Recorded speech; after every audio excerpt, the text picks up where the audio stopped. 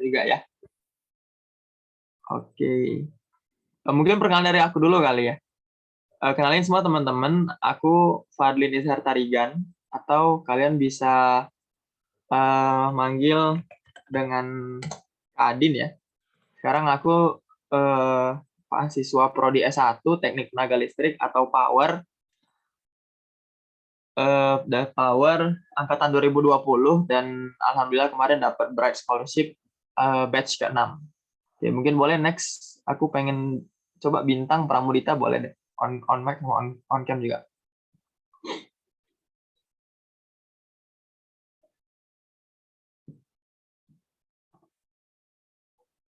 Halo Bintang. Oke, lagi ini ya. Oke. Mungkin boleh Tiara dulu kali.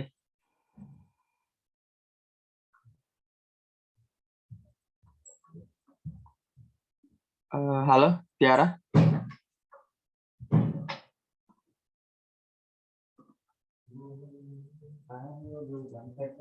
Atau yang bisa duluan dah, boleh dah. Halo, halo. Oke, nggak apa-apa, nggak apa-apa. Dari chat aja mungkin boleh kali ya, Tiara ya. Nama, asal daerah, sama target kampusnya kemana nih. Sambil kita nunggu Tiara, Sasi gimana? Boleh perkenalan?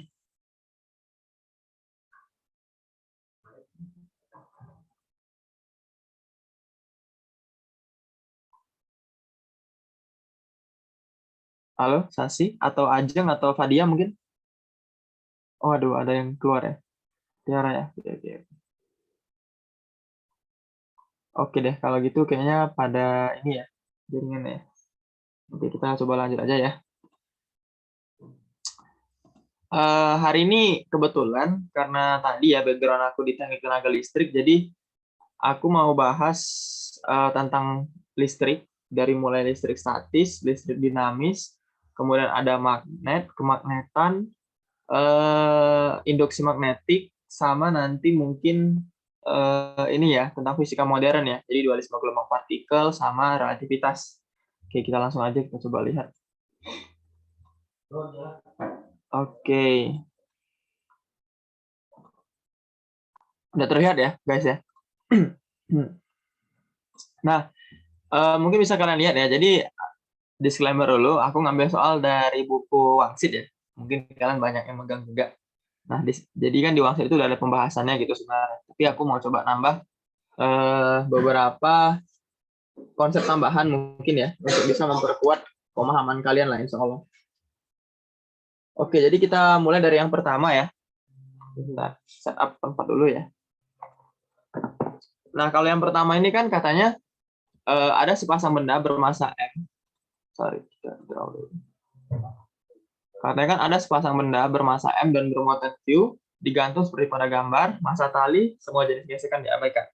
Jika konstanta kelistrikan adalah KE gitu. Oke, kita coba dulu.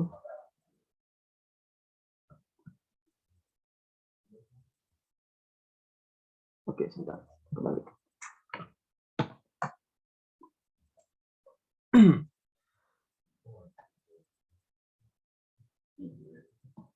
Oke, jika konstanta kelistrikan adalah KE dan percepatan gravitasi G, maka pertanyaan dinyatakan dalam M theta L. Oke. Jadi ada 3 ekspresi ya. Ada ekspresi itu di dalam D, ada ekspresi itu Q muatannya, ada juga ekspresi untuk DQ theta, ada Q theta sama ada tangan theta. Nah, sekarang coba kita lihat dari diagram benda bebasnya dulu nih. Kalau kita lihat untuk L ya, sebenarnya kan si L itu bisa kita buat gini. Ini.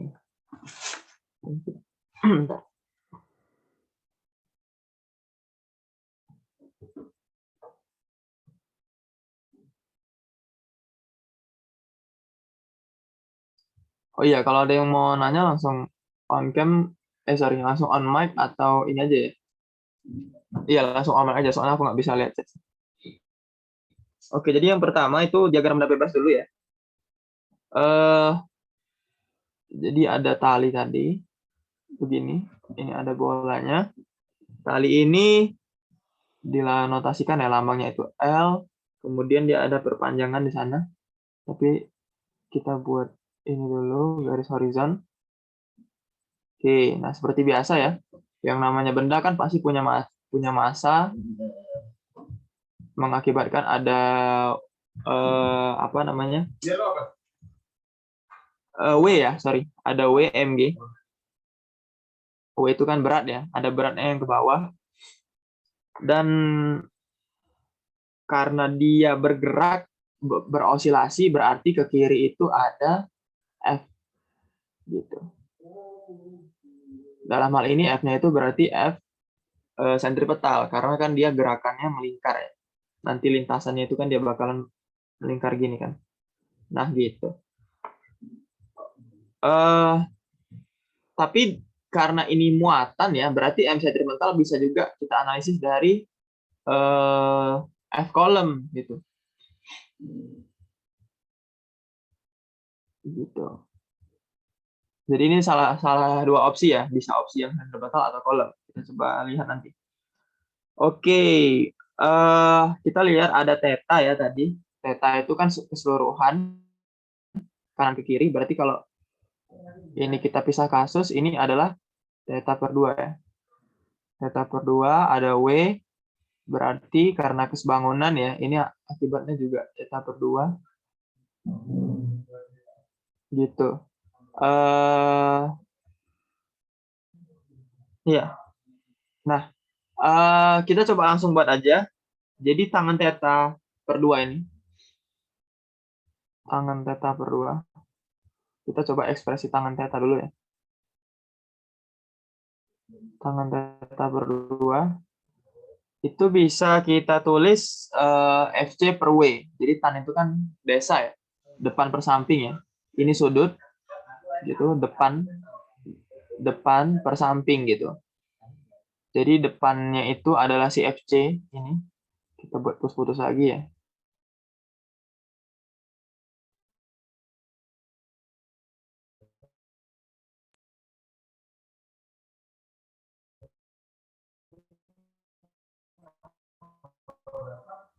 Nih FC ya, F column ya, dibagi dengan W. Nah, FQ itu apa? FQ itu kan konstanta elektriknya dikalikan muatan. Muatannya sejenis nggak? Apa jenisnya? Maksudnya identik. Berarti ada Q kuadrat dibagi dengan R. Jarak antara mereka itu D kuadrat. D kuadrat. Ini dibagi dengan W. W itu massa G. Massanya MG. MG. Oke, gitu. Oke, so far so good. Sekarang kita tinggal lihat ya. Ada nggak di soal ekspresi tan theta per 2? Oke, nggak ada. Sekarang di soal ada ekspresi yang paling banyak dulu deh. Soalnya biar kita cepat eliminasi ya. Q gitu. Kita buat Q sama dengan. Berarti gimana? Tinggal kali silang ya. Berarti nanti jadinya itu MG. MG ke kiri D kuadrat juga ya. MG D kuadrat. Terus tangan theta per 2.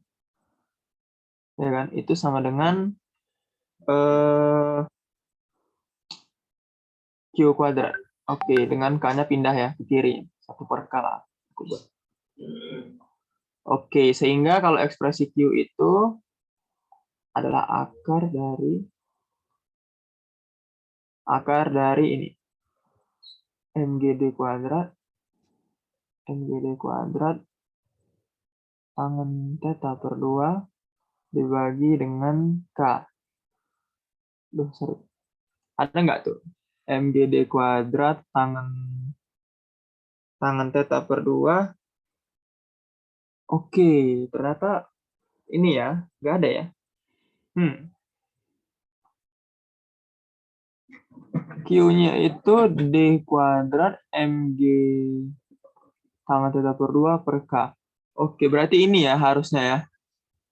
Cuman tetanya dia tidak per 2 ya. Kalau kita lihat di kunci jawaban di buku juga nggak ada ya.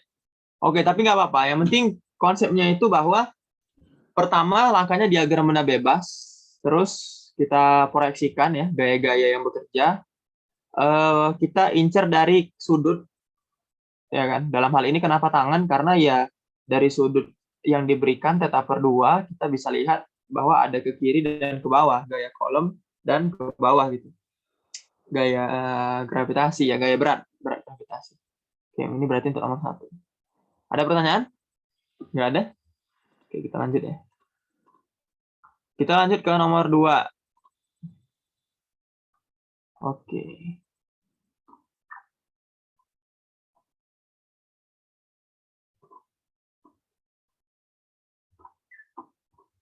Jadi nomor 2 ini kita berbicara bola konduktor. Oke. Sebuah bola konduktor jari-jari R memiliki rongga berbentuk bola lagi. Jadi ada bola, ada rongga, dalamnya bola lagi. Berjari-jari A. Oke, berarti itu yang dalam ya. Dihitung dari pusat bola konduktor dengan A lebih daripada R per 2. Oke, berarti jari-jari dalam lebih dari besar jari-jari luar per 2. Di pusat bola, sebuah muatan plus Q. Jika kas seperti itu, standar ya. Epsilon 0 permitivitas besarnya 8,85 10-12, maka besar kuat medan listrik. Oke, jadi itu objektif kita. Kita mau tahu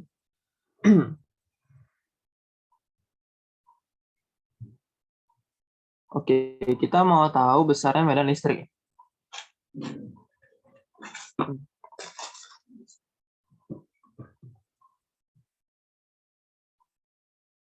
Kita mau tahu besar medan listrik, maka besar kuat medan listrik berjarak R2 dari pusat bola konduktor. Oke, kita coba gambar kasus dulu. Jadi kasusnya itu ada bola di dalam nih, muatannya positif Q, ya kan? Kemudian dia dilingkupin bola lagi di luarnya. Ya, sorry ya gambarnya agak-agak ya. Jari-jari keluar itu R,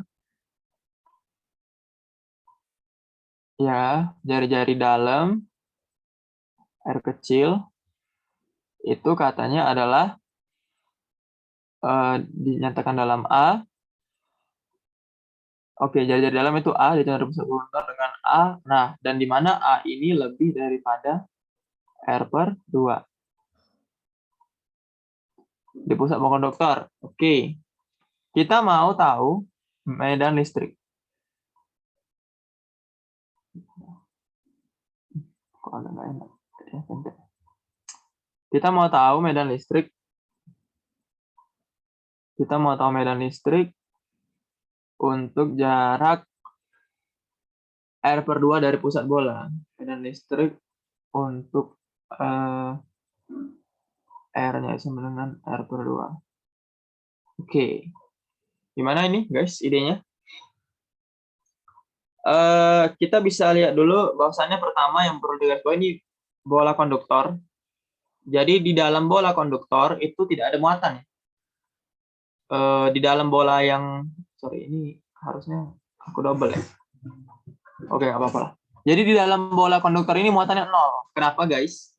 Karena muatan itu pada bola konduktor dia terletak di pinggir ya, di permukaan bola gitu. Jadi muatannya semuanya ke pinggir. Ini sebenarnya konsepnya karena dia kan konduktor tuh, kalau kalian bayangin. Dia konduktor bermuatan, berarti ada terjadi gaya yang sama di sana. Entah itu tarik-menarik atau tolak-menolak, sama semuanya, seragam.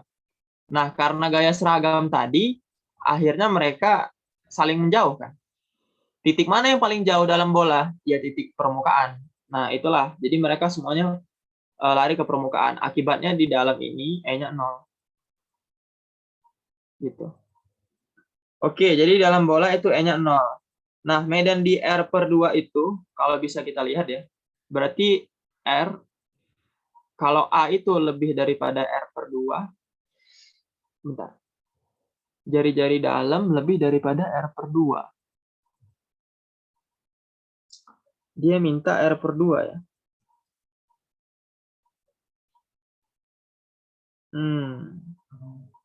Berarti di dalam dong. Berarti di dalam bola. Ya nggak? Sorry, di dalam bola yang inside ya. Bola yang di dalam. Kan ada bola luar sama bola dalam. Karena dia minta R per 2, sementara A aja, ya, ini kan ada jari-jari A. A ini aja udah lebih besar daripada R per 2, berarti di dalam sini. Ya kan?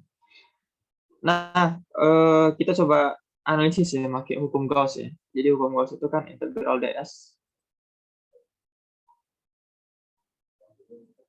Integral E ds sama dengan epsilon 0.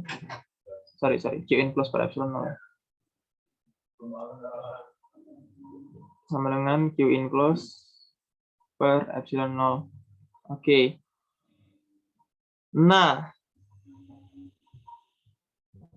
medan di dalam bola E2 itu oke, sepakat medan di situ.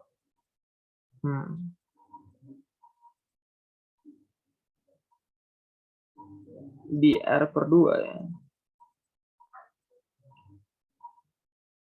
Oke. Berarti kalau gini gimana guys? Dia mau di dalam ini. Kita kan tahu konsepnya ya. Bahwa kalau di dalam berarti muatannya ada nggak? Nggak ada kan? Berarti Q incluse-nya itu 0.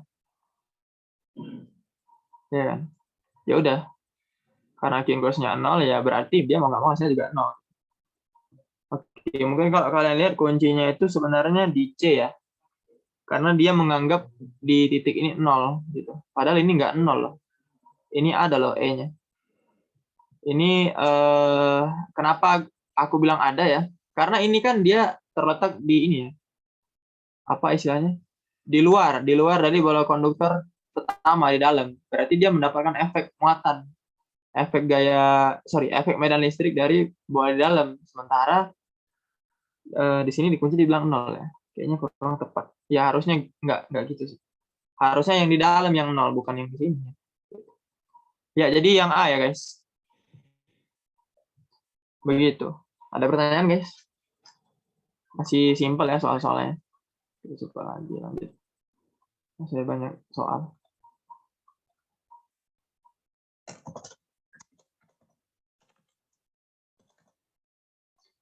Kita coba insert picture lagi soal nomor 3.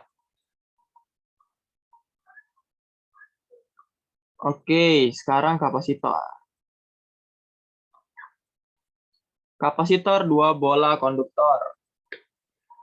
Oke. Kapasitor 2 bola konduktor terpusat terdiri atas sebuah bola konduktor pejal jari-jari A. Jadi jari-jari A itu yang ke dalam, di dalam ya. Oke, kita draw dulu. Jadi ini A ya. Ini A jari-jarinya. R sama dengan A. Dan sebuah bola konduktor berongga jari-jarinya B. Bisa kita digambar. Oke, berarti yang keluar B. Kapasitansi adalah ini. Gitu. Jadi kapasitansinya katanya adalah C sama dengan AB dibagi dengan K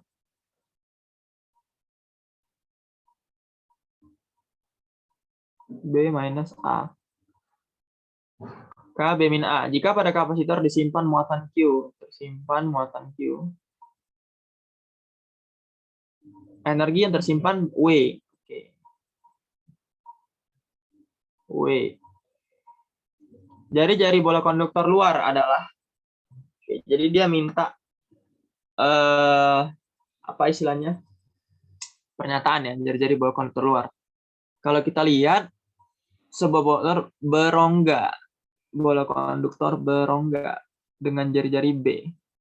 Berarti B itu sampai sini ya, nggak sampai luar. Jadi B itu hanya sampai di kulit dalam. Sementara dia bilang jari-jari bola konduktor luar, berarti sampai luar. Kita namain apa lah? Kita namain R besar kali ya. Kita kasih nama R besar gitu. Nah, energi yang tersimpan kapasitor itu ada 3 rumus ya, kalau nggak salah. Ada yang Q per C kuadrat, setengah CV kuadrat, Tapi yang paling lazim itu yang di CV kuadrat. Jadi coba kita tulis dulu aja. Energi itu adalah setengah CV kuadrat. Kapasitansi dikalikan voltase kuadrat. Nah, kita kan punya nilai C tuh. C. Nah, sementara kita tahu bahwa di sisi lain dari rumus kecap ya, kalau aku manggilnya kecap. Jadi Q itu sama dengan CV. Akibatnya V itu adalah Q per C. Berarti ini bisa kita tulis jadi setengah C dikalikan V kuadrat. Q per C kuadrat. Sama dengan setengah, apa ini? Ini kan pangkat 2, pangkat 1 ya. Q kuadrat per C. Gitu ya. Itu. Yes, benar banget. Nah, ini berapa ekspresinya? Berapa hasilnya? Kita coba pecah lagi. Kita punya C, 1 per C tapi. Q kita juga punya dalam Q kecil. Berarti bisa kita tulis panjang gitu. Jadi ada Q kuadrat 1 per C berarti dikalikan K naik ya. B min A. Kan dia muter ya. Karena per 1 per di bawah ya. Dibagi AB. Oke, sampai sini looks good. Q kuadrat K B min A dua AB. Sekarang kita coba. Berarti ini ekspresinya adalah W ya. Gitu. Masih ke W tadi. Kita coba pindah ruas lah ya. Kanan dan kiri. Sorry, ini W-nya harusnya masih ada ya. Kita pindah ruas berarti W energi dikalikan 2AB itu ternyata sama dengan Q kuadrat dikalikan K B min A. Oke. Nanti bisa kita lihat ya. Kita itu objektifnya mau mencari. Oke, ternyata sorry, salah guys. Ternyata yang dimaksud jari-jari luar itu ekspresi B. Jadi kita itu mencari ekspresi B ya. Jari-jari bola konduktor luar. Oke, bola konduktor luar si B. Ya. Kita mau cari B ya udah, kita tinggal ini aja. Berarti W2AB itu sama dengan Q kuadrat KB dikurangi Q kuadrat KA. Ya kan? Berarti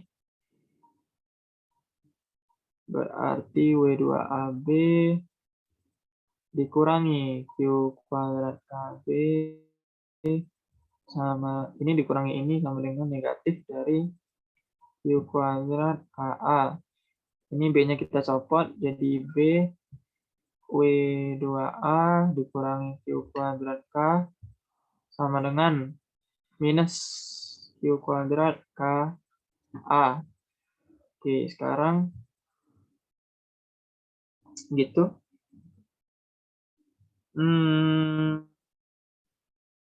Q kuadrat K. Yes. Berarti si B itu adalah minus dari Q kuadrat KA dibagi dengan, oh ini W ya, kayak K.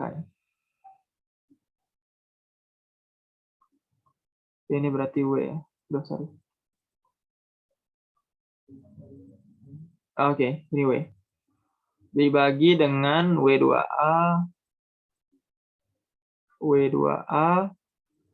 dikurangi Q kuadrat K. Atau ini bisa kita kalimin semua ya. Jadinya Q kuadrat KA dibagi dengan Q kuadrat K min W dikalikan 2A. Oke. Gitu aja berarti.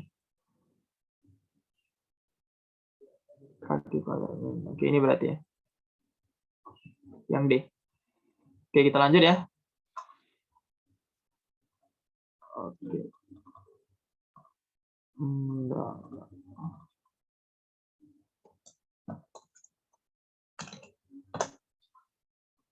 Kita lanjut ke soal nomor 4. Oke, ini cepat aja. Ternyata soal nomor 4 nggak terlalu sulit. Nah, jadi dia bilang dia minta hambatan pengganti. Di sini apa yang agak unik? Ada kapasitor nih. Oke, perlu kalian cermati kalau ada kapasitor itu berarti open circuit. Gitu.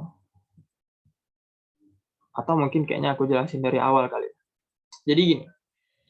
Kapasitor ini dia tidak memiliki resistansi real, ya. Jadi pada C, pada L itu tidak ada resistansi real. Sebenarnya ya, tidak ada R yang real. Oke, perlu diperhatikan kalau dia bilang hambatan pengganti dan kalian lihat sumbernya itu hanyalah A dan B, ya. Ini kan nanti dia terpasang gini ya. Ini berarti kita lagi bahas listrik dinamis.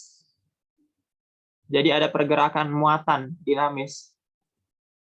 Nah, tapi kalau kita lagi berbicara rangkaian AC, ya, rangkaian AC itu ditandakan dengan input sinusoid gini biasanya. Gitu.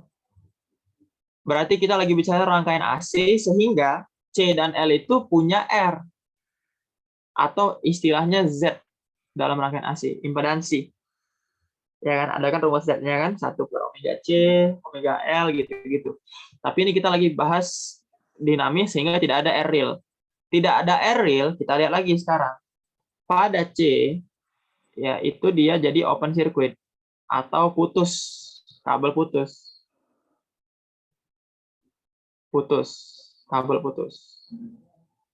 Pada L, dia jadi short circuit. Atau kabel nyambung. Nah, efeknya apa tuh? Kalau dia kabel putus, berarti ya udah kita X dulu ya. Apa yang terjadi? Kita tahu bahwasannya hukumnya itu kan arus hanya akan mengalir pada closed circuit, rangkaian tertutup. Sementara ini open, terbuka, berarti tidak ada arus yang mengalir. Karena tidak ada arus yang mengalir di antara dua node ini, yang aku kasih titik hitam, ya, antara A kecil dan B kecil, tidak ada arus nih mengalir di situ, berarti dengan secepat kita bisa menyimpulkan R80 ohm ini nggak kita anggap penggantinya. Berarti kita tinggal sisa, kita gambar lagi rangkaiannya, ada A, ya kan? Gini ada 2 ohm ya. Ada 2 ohm, terus tadi ke bawah open ya, open, sehingga tinggal ada 3 ohm ke kanan, terus sekarang ada lagi 10 ohm, terus ada yang begini, ada yang begini. Sorry.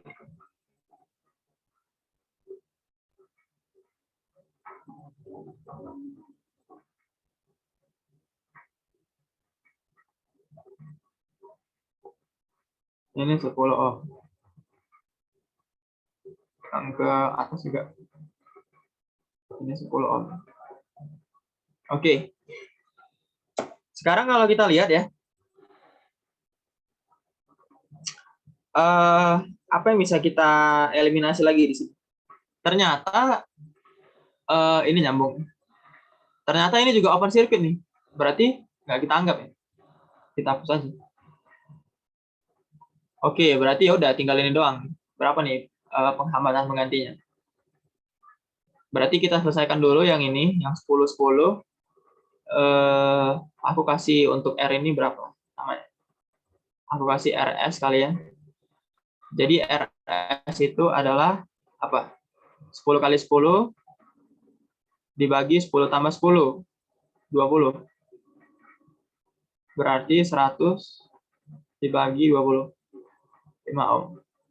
Nah, dari mana Kak rumus ini? Ini dari 1 per RS ya.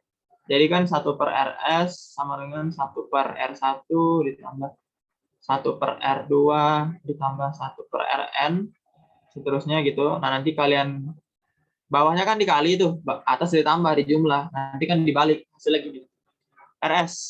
Oke, berarti R total tinggal berapa? R total itu berarti ya karena seri ke kiri langsung aja 2 ditambah 3 ditambah 5. 5 tambah 3, 8 tambah 2, 10 ohm. Oke, berarti yang D. Gitu aja. Simpel ya. Berarti tadi idenya C dan L tidak ada R real pada kasus listrik dinamis, sehingga bisa kita abaikan. Dan untuk C itu open circuit, kita putus kabelnya, jadi R-nya yang sepanjang kabel yang terputus itu tidak terlintasi arus, karena muatan hanya muatan atau arus ya, hanya melewati hambatan gitu kalau dia close circuit. Gitu aja, simpel ya. Kita lanjut lagi. Sekarang nomor 5. Oke, masih rangkaian nih kayaknya.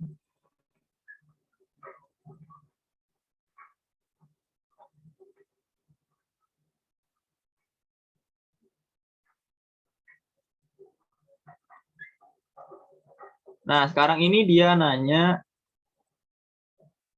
6 ohm setiap sekonnya. Kayaknya agak kepotong soalnya. Ini soalnya apa ya?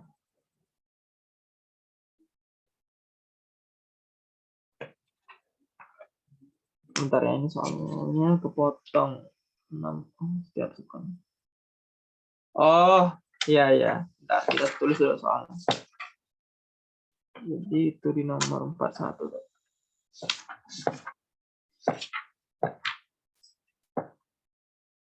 Oke, jadi katanya rangkaian listrik diperlihatkan pada gambar. Oke. Energi yang diserap oleh hambatan 6 ohm. Oke. Tuh, tulis saja kali ya.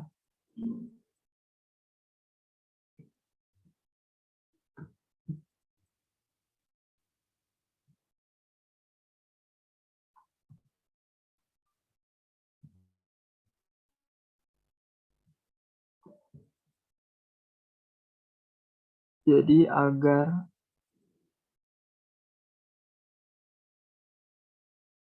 energi di 6 ohm setiap sekonnya itu 1,5 joule, beda tegangan X yang harus dipasang. Nah, kalian perhatikan, ini kan yang panjang di kiri ya, berarti positifnya di kiri. Ini ada non AB, ini ada A. Berarti yang ditanya itu berapa VAB, sehingga kita bisa menghasilkan energi di 6 ohm itu 1,5 joule. Energi 6 ohm itu sama dengan 1,5 joule. Oke, rumus dari energi ini kan P dikali T per sekon. Karena dia bilang per sekon, setiap sekon, berarti energi per sekon. Berarti W per T ya. Energi untuk setiap sekon 1,5 joule. Kita tahu rumus dari W per T itu apa? P ya, daya. Power, daya. Power itu rumusnya apa? Yang paling sederhana itu V kuadrat per R. Nah, jadi kita bisa lihat dulu gimana mau analisisnya. Kita coba pakai apa nih? Kalau loop itu berarti apa gitu? IR gitu ya. Kalau kita node KCL, oke, kita bisa pakai node ya. Berarti ini ground. Oke, ini kita ground. Apa itu Kak? Ground. Ground itu adalah node yang kita anggap tegangannya 0. Jadi kita nggak analisis node-nya. Yang mana Kak node-nya? Ini nih node-nya. Oke, itu. Ini nggak kita analisis ya, karena kita anggap ground. Berarti kita analisis cuma 3 node. Ada node A, node B, node C. Nah, kenapa aku mau analisis pakai node, bukan yang loop, bukan yang muter-muter gitu? Karena objektif kita mau mencari tegangan. Sorry. Kalau tegangan, ya, kalau tegangan itu lebih enak pakai KCL. KCL itu Kirchhoff Current Law atau Kirchhoff yang ini. Apa sih istilahnya kalau di SMA itu? Arus masuk sama dengan arus keluar. Kirchhoff berapa? 1 ya? Gitu. Oke, tapi kita perhatiin dia mau 1,5 joule. Berarti 1,5 joule ya, itu daya di 6 ohm. Daya di 6 ohm itu rumusnya adalah V kuadrat per R. Dalam hal ini berarti VCB ya. VCB dibagi dengan 6 kuadrat itu haruslah sama dengan 1,5. Gitu. 1,5 kali 6 berapa tuh? 6 kali 3, 9 ya. Berarti VCB kuadrat itu 9, sehingga VCB itu 3. Gitu. VCB itu dia 3 volt. Nah, udah ketahuan nih. VCB 3 volt. Oke, sekarang VCB itu apa maknanya? Makna VCB itu artinya adalah VC min PB sama dengan 3. Oke, ini kita simpan ya bersamaan 1. Oke, mari kita menganalisis rangkaian ya sekarang. Sekarang kita coba di node. Node itu simpul ya. Kita coba di node simpul A. Oke, di simpul A itu gimana? Asumsiin aja arusnya keluar semua. Jadi ada arus yang ke atas, ke bawah, sama ke kanan. Arus yang ke atas itu apa? Arus yang ke atas itu, oh iya, sebelum itu aku jelasin dikit dah. Jadi kalau misalnya gini, oke, jadi ini ada node B, ini ada node A, arusnya ke kanan. Oke, ini ada R ya, yang pasti ya. Jadi arus itu adalah tegangan asal dikurangi tegangan tujuan dibagi hambatan yang dilalui. Gitu ya. Oke, sekarang kita coba di node A, berarti asumsiin keluar semua, berarti VA min VC per 2 ditambah VA min ground. Ground itu tadi 0 ya. Ini berarti V ground sama dengan 0. VA dikurangi 0 ya VA. VA min itu 1 ditambah VA min VB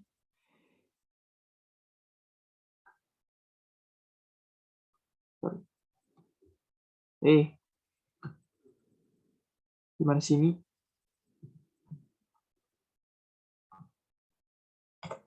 Ya, juga.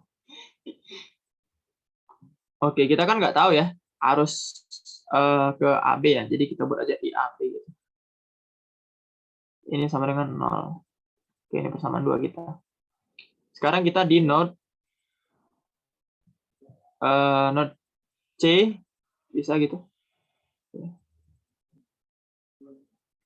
Node C itu berarti apa? Node C itu berarti VC min VA per 2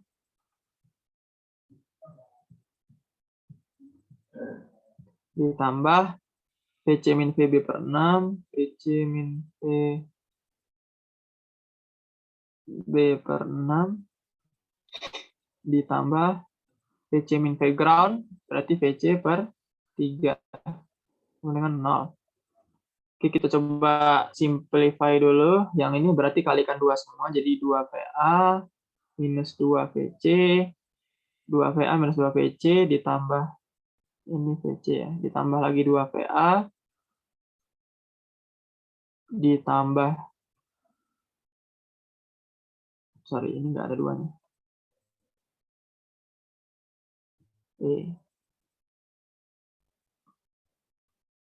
Oke, 2 VA ditambah 2 IAB 0. Kalau yang bawah itu berarti kita kali berapa? 6 ya. 6 bagi 2, 3. 3 VC min 3 VA. 3 VA. 6 bagi 6 habis. Ditambah VC min VB. 6 bagi 3, 2. Ditambah 2 VC. Sama dengan 0. Kita coba simplify lagi. Ini berarti jadinya apa? 3 VA dikurangi VC sama dengan minus 2 IAB. Yang ini berarti minus 3 VA. Berapa VC nih? 3 VC ditambah 1, 4. VB dulu ya. Minus VB. Minus 3 VA, minus VB, 4 VC, 6 VC. Wah, VB juga. 3 VC, 4 VC, 6 VC. Oh ya, karena 6 ohm tadi. Ada 6 VC sama dengan 0. Oke, kita lihat. Kita bisa eliminasi ya, atas sama bawah. Berarti dari persamaan itu kita eliminasi 3 VA minus VC sama dengan minus 2 IAB. Oke, ini bisa kita jumlah. Habis. Sehingga jadinya nanti minus PB plus min jadi 5 ya. Tambah 5 PC sama dengan, atau ini langsung aja ya. 2 IAB, ini kita balik tandanya. Kita kaliin min.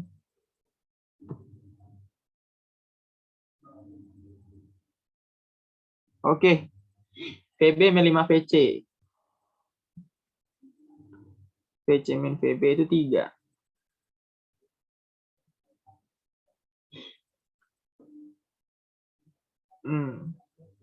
Gimana lagi?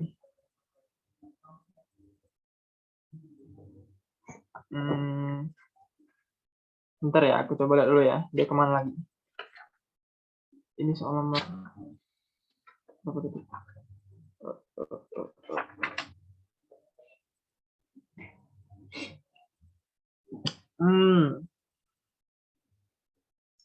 Oh iya.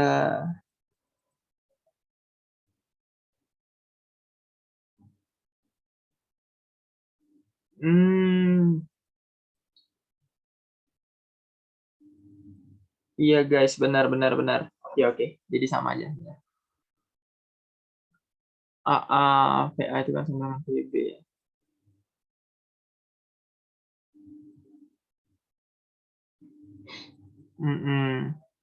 Oke. Oke, jadi ini cara satu lah ya. Jadi kalian bisa dari persamaan ini, kalian persamaan 4, ini kalian hubungkan dengan yang ini, gitu. Atau ada lagi cara yang lebih sederhana, ternyata dia pakai Wheatstone. Oke, jadi ada jembatan Wheatstone.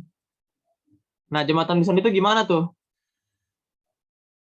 Oke, mungkin aku buat di bawah aja ya.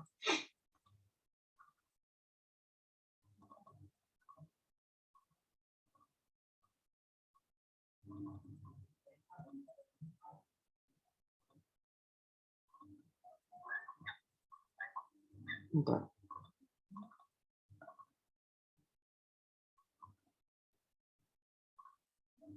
Oke.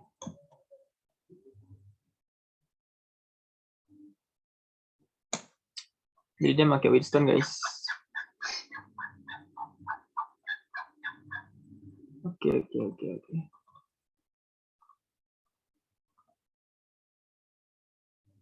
Dia pakai Wheatstone.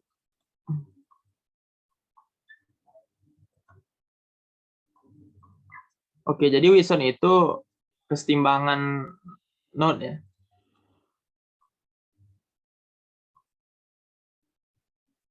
Nah, gini. Jadi kalau di Wheatstone itu, kita kan tahu nih, ada hambatan nggak di antara dua ini? Nggak ada kan? Berarti itu kan satu node. Gitu. Nah, terus kita mau menjamin keseimbangannya gitu. Atau keseimbangan itu maksudnya gini. Jadi karena ini satu node, berarti nggak ada arus yang lewat. Kalau nggak ada arus yang lewat di antara dua titik ini, tegangannya sama, kiri dan kanan. Berarti ini bisa kita buat A, kita buat A. Ini dengan cara Wheatstone ya. Wheatstone. Nah, karena tegangannya itu sama, gimana tuh kita menjaminnya? R-nya silang. Jadi 2 ohm dikalikan 3 ohm itu sama dengan 1 ohm dikalikan 6 ohm gitu. Sama nggak? Oke, ternyata sama nih. Berarti Wheatstone-nya terjawab ya, bahwasanya arus nggak ngalir dan tegangannya sama. Oke, karena arus di sini 0 gitu. Karena tegangan ini sama dan arus di sini 0. Maka arus di R5 itu berarti ini ya. Iya benar. R5 ini juga 0 gitu. Kenapa R5 0? Bentar.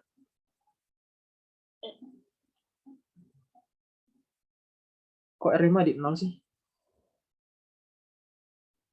Ini kan ground ya. Ground kan 0. Ini di sini. Harusnya nggak 0 dong. Waduh, kenapa nih kunci ini nggak beres? Oke, kayaknya nggak ini ya, kurang valid ya pakai Whiston ya.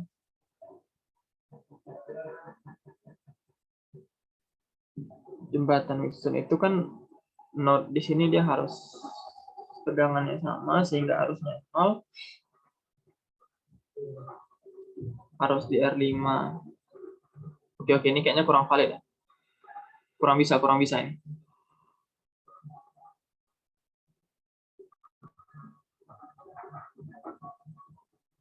Oke. Bentar ya, harusnya 0.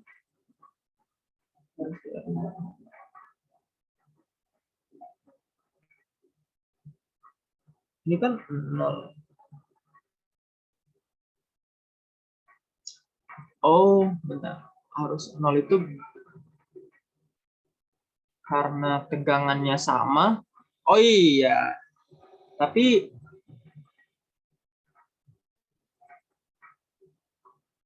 ya nanti oke, mungkin soalnya kita skip dulu kali ya. Soalnya ini nggak boleh sih. Arus ini nggak boleh 0 sih.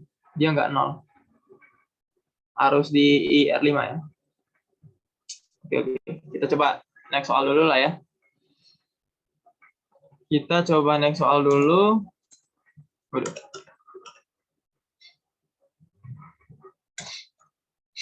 Kita next soal.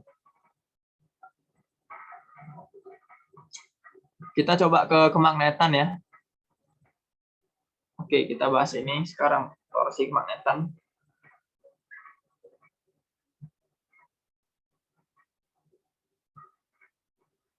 Jadi kumparan bentuk segi 4, panjang 12, lebar 10, atas 40 liter.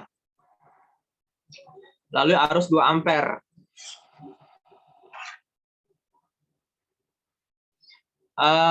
Untuk ini kan nanti larinya nggak jauh dari GGL ya. Sambil itu aku cara ngingetnya kalau versi aku itu orang elit. Seandainya ya kalau misalnya yang ditanya GGL itu ada orang elit E sama dengan elit EL delta flux per T. Elit. Kemudian anode. Jadi ada E, N, delta flux per delta T. Elit anode makan bakwan. Jadi ada BA omega N, atau satu lagi itu percaya aja, believe. Jadi orang elit makan bakwan, orang elit namanya anode makan bakwan, percaya aja. Sama satu lagi itu ada untuk yang ini ya, kasus diputar. Kasus kalau dia diputar itu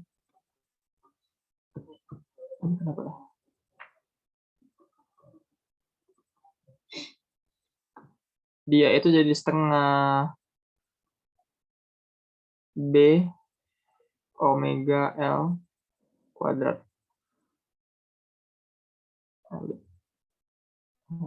Ya. Oke. Tapi di soal ini yang dia minta tanya itu torsi, guys. Tadi bukan GGL-nya. Nggak apa-apa, kita coba lihat dulu aja ya. Kita tulis dulu bahwasannya dia ada panjang 12 cm, berarti L-nya itu 12 dikali 10 pangkat minus 2 meter. Terus lebar, panjang itu, ini panjang. Panjang lebarnya itu adalah 10 cm, 10 kali 10 pangkat minus 2 meter.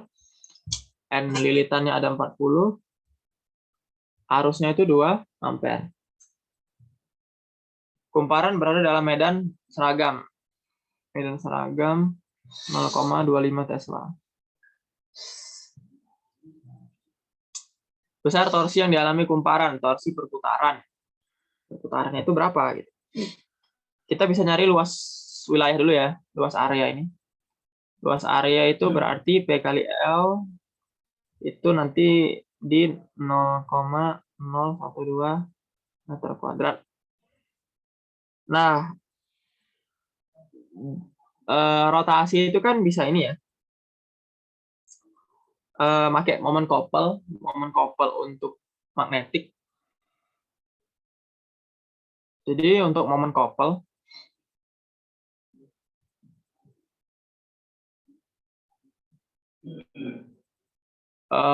berarti itu tahu torsinya itu ada di B dikalikan A dikalikan N gitu. Tapi kalau GGL kan dia omega ya. Kalau di momen couple dia itu justru di arus dia. Jadi BA. Bukan omega N tapi I. Sama terakhir jangan lupa sudut theta. Sudut theta itu antara B sama I. Antara B sama I. Sudut tetanya. Gitu. Oke, jadi kita masukin semuanya. Ini tadi 0,25 dikalikan 0,012 dikalikan N-nya 40, arusnya 2. Dapatlah nanti itu di 0,24 Nm. Oke, ini bisa di-accept ya. Logiknya oke sih. Ya, jadi untuk yang kasus ini kita pakai momen couple ya. Kita coba next soal lagi.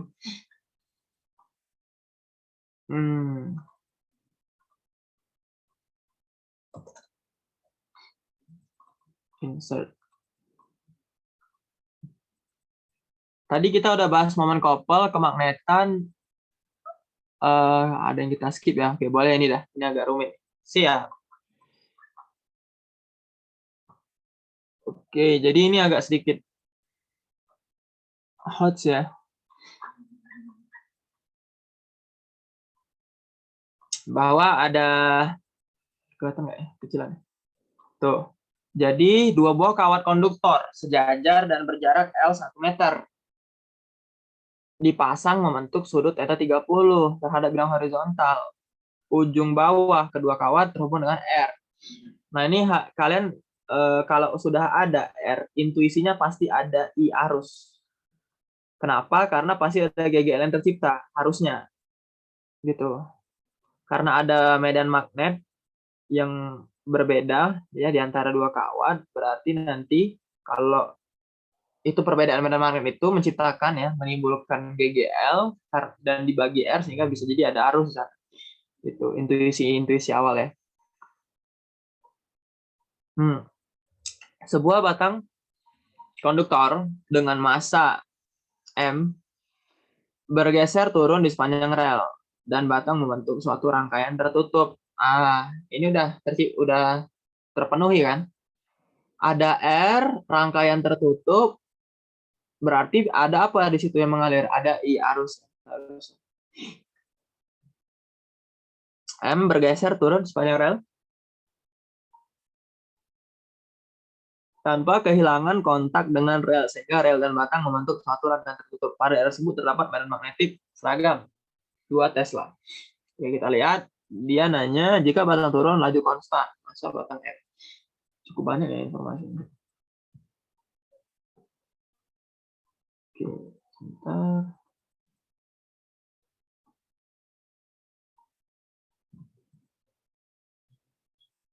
Jadi ada medan magnetik seragam. P itu 2 Tesla. Kecepatan dia turun itu berapa? 3 ya. Terus R3 ohm. Terus lagi L 1 meter. Theta 30. Habis? Oke, habis. Nah, sekarang gimana kita bisa tahu massa? Apa nih yang berhubungan sama massa? Ada gaya yang menarik karena ada perubahan medan tadi ya. Soal berapa? 54 ya. Kita coba gambar baru dah. Jadi kita gambar agak gede di sini. Sorry.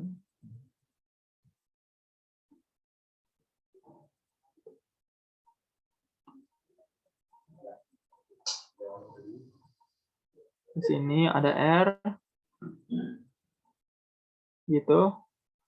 Kemudian ke atas sana, dan ada M ya.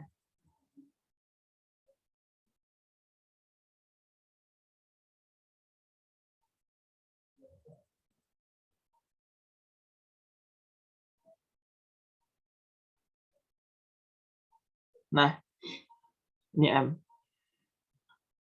Oke, tetanya itu ngambilnya gini ya.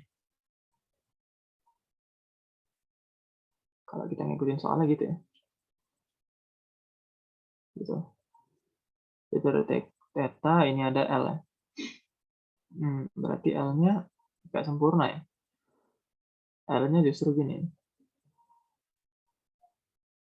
Oke. L 1 meter. Nah, gimana kita bisa lihat? Kita coba lihat medan dulu kali ya. Medan magnetiknya kan semula ya. Semula itu kan mengarah, ada nggak dibilang ya? Horizontal. B ya di soal nih, besarnya 2 Tesla horizontal. Nih, yang aku lingkarin. Horizontal berarti ngarah kemana? Ke sana dong. Tuh. Ini B. Tapi kita butuh B-nya itu yang tegak lurus kan? Kita butuh B-nya itu yang tegak lurus dengan ini tadi, arus tadi. Gitu.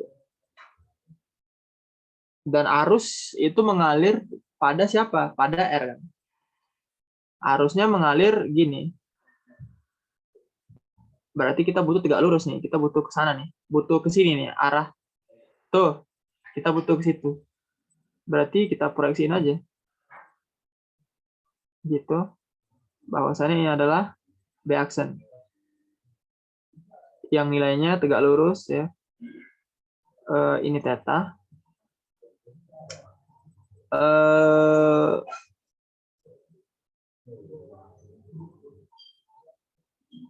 Oh iya, sorry. Ini nggak di sini, bos.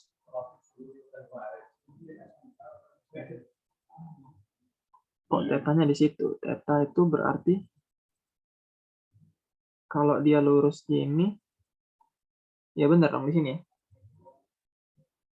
Iya kan dia motong. Iya benar. Iya benar. Oke. Jadi tetap di sini. Oke. Kenapa pakai sini? Harusnya cos. Bentar ya.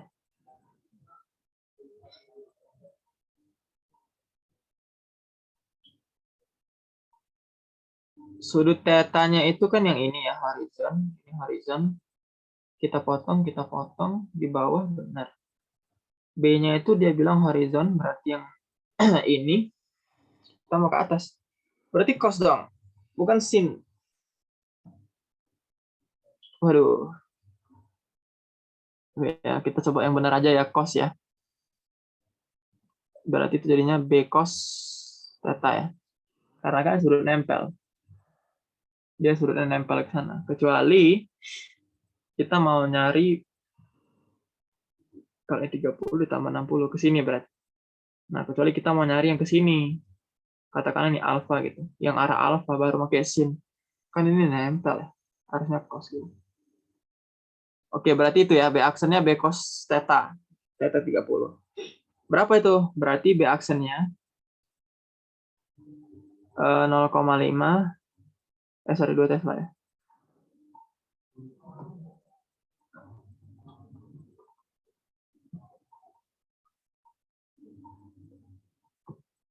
Dua Tesla dikalikan dengan berapa tadi? Sinnya, sorry, cosnya ya, setengah akar 2. Setengah akar 2. Jadinya akar 2. 0, berapa? 0,7 itu Tesla. Ini B aksen. Oke, sekarang kita udah dapat B aksen nih. Nah, kan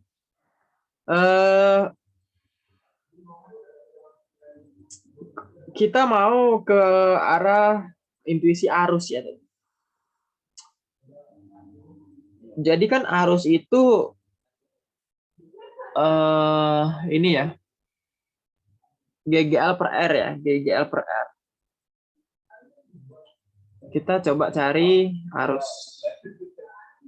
Arus itu berarti GI sama dengan GGL per R. Gitu. Nah, tapi arus itu juga terpengaruh pada kondisi ini ya, karena ini kan kawat konduktor, panjang kawat. Gitu, karena kawatnya kawat konduktor. Kok bisa gitu, Kak? Karena kawat konduktor itu dia hambatannya lebih besar dibandingin kabel konduktor. Jadi hambatan kawat konduktor, R kawat itu, ya itu dia jauh lebih besar dibandingin dengan R kabel. Jadi kalau R kabel itu skalanya mikro ohm, gitu. Ada yang mikro ohm, ada yang mili ohm. Tapi kalau R kawat itu ordernya bisa mili ohm, gitu. Sehingga nanti kita di rumusnya kita kalikan panjang kawat juga. Kebetulan 1, enak nih. Dan GGL itu adalah belief. Ini kasus belief. Jadi BLV.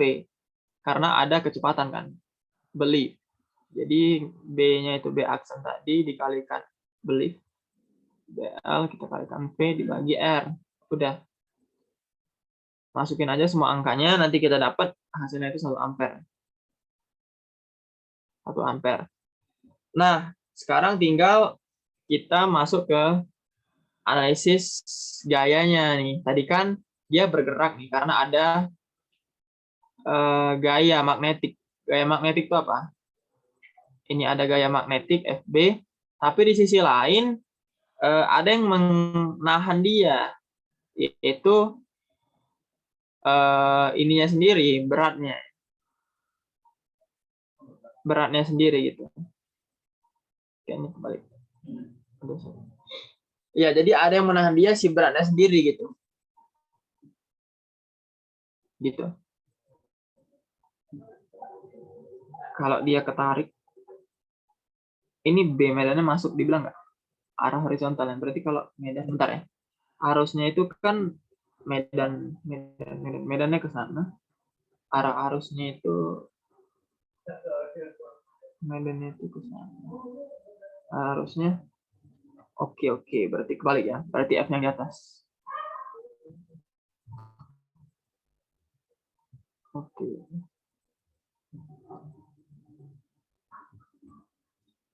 Tangan kanan aja ya. Berarti dia ternyata V-nya ke atas gitu.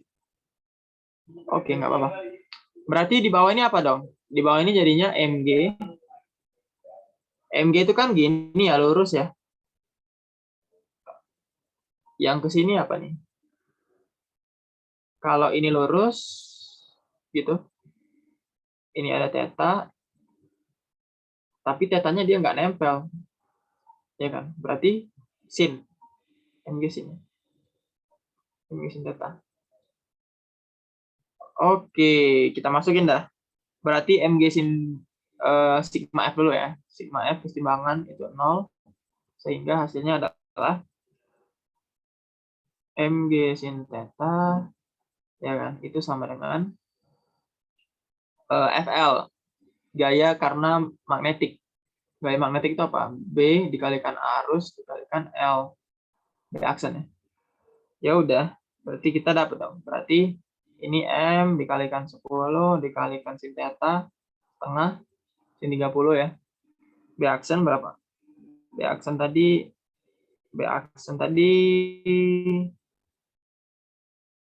akar 2 ya. Akar 2 dikalikan I 1 ampere dikalikan L1.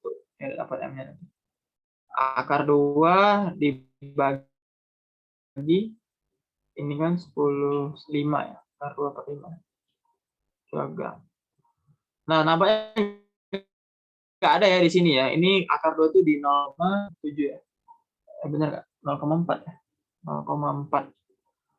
0,4 ya. Akar 2 ya, bener ya? Iya, di sekitar 0,4. Kita bagi dengan 5 berapa tuh? 4/10. 4/10 dikalikan 5. 4/50. 4/5. Ini 0,8. 0,08 jadi. Ya ini karena gara-gara tadi, karena gara-gara break cos ini. Kan dia padahal nempel ya, Mbak, sudut sintetanya. Kalau kita dari proyeksi horizontal ini, gitu. Gak apa-apa, memang wangsit sering gak ada jawabannya. Oke, kita lanjut. Tadi kita udah agak hot ya. Kita coba ke sini kali ya. Ini apa nih? Oke, ini apa ini? Oke, jadi ini konsep ya. Oke, ini ada konsep.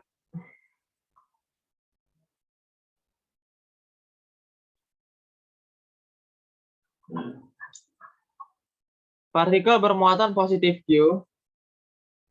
Partikel bermuatan positif Q bergerak kecepatan V memasuki medan daerah bermedan magnetik konstan seragam ya, berarti B melalui titik O seperti di dalam gambar. Arah medan magnetik B ke atas. Saat setelah titik O, gaya bekerja pada partikel sama dengan kayak kita diagram ya, diagram vektornya kita gambar. Jadi diagram vektornya itu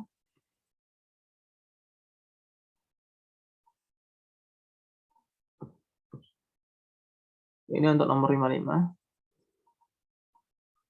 Kita gambar dulu diagram vektornya. Berarti ada yang lurus gini kan. Kemudian ada juga yang miring gini. Theta ini 60 derajat. 60 derajat.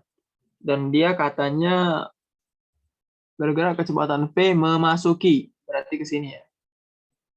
Ini ada V masuk. Gitu. Sementara si B ke atas nih. Partikel muatan positif Q. Oke. Nah, apa yang harus kita perhatikan? Untuk positif, maka aturan tangan kanannya standar ya. Jadi kan tangan kanan itu kan kalau dia ini jempol itu apa? Jempol itu arus. Atau kalau dia arus itu apa sih? Muatan yang bergerak. Kalau muatan bergerak berarti ada kecepatan. Berarti ini kecepatan. Kecepatan, medan, sama satu lagi apa? F kan. F-nya itu kalau dia positif, telunjuk. Ini apa? Dari tengah. Dari tengah F-nya. Karena dia positif muatannya. Tapi kalau dia muatannya negatif, F-nya kebalikan. Punggung tangan. Gitu. Oke, kita lanjut. Dia minta F ya. Ya udah, kita harus memastikan mereka tegak lurus semua. Ternyata belum tegak lurus nih. Sudut antara mereka berdua berapa? Sudutnya aku kasih nama apa? Theta dah. Theta ini berarti pelurus 180 kurang 60, 120 derajat. Oke, kita tahu bahwa gaya itu F, kita gaya medan magnetik, ya kan? B, Q, V. Q, V cross B. Ini vektor, sin theta, bener? Ya kan? Karenanya muatannya tadi positif Q, ya udah kita biarin positif aja. V cross B, nilainya berapa B? Oh, dia nggak ada nilai ya. Apa? Variabel semua. Sin theta, sin 120 berapa? Sin 120 itu berarti sama kayak sin 60 ya. Kan semua sin kuadran 2 positif, sin 60 setengah akar 3 ya. Setengah akar 3. Sorry, tadi soal yang tadi cos 60 tuh setengah akar 3 berarti. Katanya berapa sih? Cos 30 itu setengah akar 3. Waduh, sorry. Berarti ini akar 3 semua. Ini akar 3. Ini akar 3. Ini akar 3 juga. Akar 3 berarti berapa? 0,7 dibagi 5. Gitu ya. Oke, berarti bukan ini. 0,7 dibagi 5. Yes. Oke, sekarang kita lihat setengah akar 3. Ya udah. Ada nggak jawabannya? Harusnya ada sih. Itu ada C. Oke, kita lanjut nomor 56. Apa katanya? Bentar. Kita lanjut nomor 56.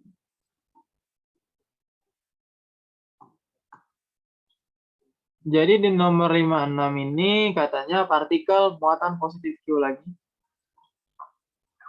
Partikel positif Q bergerak kecepatan V. Oh, sama ya? Oke, sama. Nice.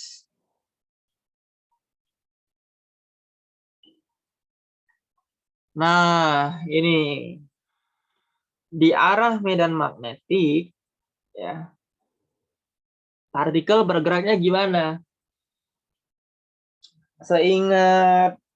Seingatku ada 3 macam pergerakan ya. Ada yang jatuh, boleh di ini ya. Jadi misalnya ini ada daerah wilayah bermedan, itu katakanlah medannya ke atas, kemudian dia masuk dari kiri P, dan ini adalah positif Q, medannya ke atas, dia masuk P ke kanan, berarti dia bakalan ke arah kita nih, keluar layar. Ada F yang narik keluar layar. Jadi dia bergerak sesuai pada yang narik ya, F-nya gitu. Ini karena ke atas. Nah, sekarang itu model 1. Jadi model 1 saling tegak lurus, langsung aturan tangan kanan ya. Model 2, seingatku itu model 2. Kalau misalnya medannya ke kanan, terus V-nya juga ke kanan, ya kan? Berarti nanti dia jadi kayak pegas gitu ya, dia muter gitu. Gitu dia. Aksennya.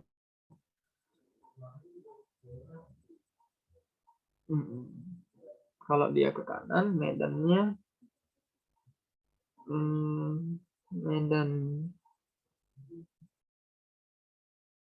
medannya keluar.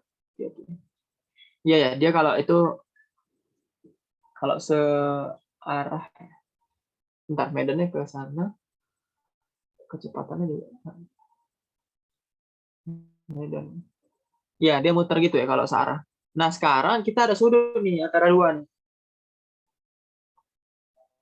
Dia nggak tegak lurus tapi nggak sejajar juga. Maka lintasannya itu oke. Kayaknya aku kebalik ya. Ternyata kalau dia nggak tegak lurus dan nggak sejajar itu spiral. Berarti ini apa ya, seingatku dulu? Mungkin teman-teman yang masih fresh ya, di SMA masih dibahas ya tentang ini. Kalau nggak salah dia lurus juga gitu ya. Gitu. Kalau dia ada sudut, ada theta, maka dia misalnya ini V ke sana, kemudian ini ada B, ya kan, ada theta di antara keduanya, maka si V itu nanti geraknya jadi ini jadi aksen gitu. Jadi dia jadi lingkar-lingkar gitu. Oke, kita lanjut. Kita lanjut. Kita lanjut soal mana sekarang? Tadi udah itu, ini soal yang terakhir. Ini udah. 7 udah, 8 udah. Kita coba ke 9 ya. Oke, kita soal nomor 9.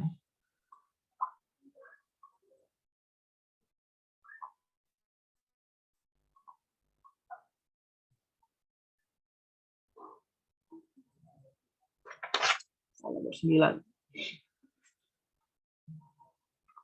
Ini tentang bab apa sih ini? Lilitan ya, kemagnetannya.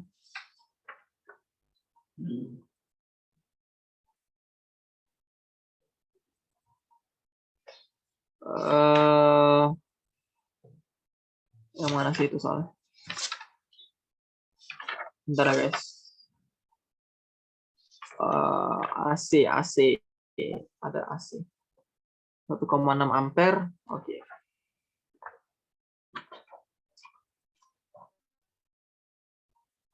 Oke. Seorang siswa, dia mau ada arus 1,6 ampere. Dia mau ada, berarti itu apa? Setelah proses, benar nggak? Atau kita bisa bilang aksen. Jadi untuk nomor 70 ini, dia mau ada. Dia mau ada, berarti I. Kalau dalam bahasa transformator, itu primer sekunder. Jadi dia mau ada I sekunder, besarnya itu 1,6 ampere. Gitu. Dia menghubungkan trafo tadi, efisiensi 0,8. Ya. Dan jumlah lilitannya 100 dan 200. Jumlah lilitan 100 dan 200. Ya.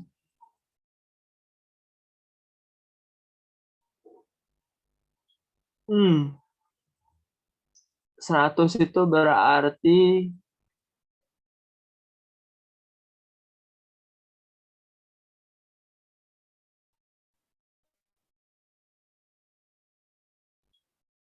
jam dan yang efisiensinya jumlah 100 dan 200 ada 1 ampere. Oke, berarti N primernya ya. N primer 100.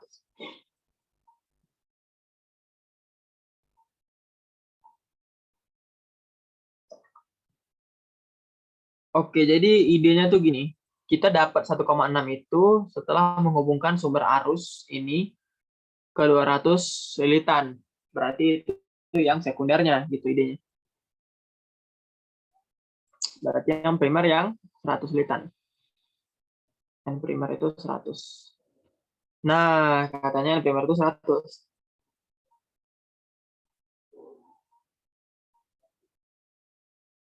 Berarti N sekunder tadi 200. Langsung aja kita masukin ya. Kan ada rumus efisiensi trafo. Itu ada sekunder dibagi dengan primer.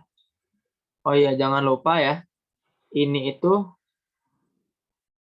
masih kontrol Z.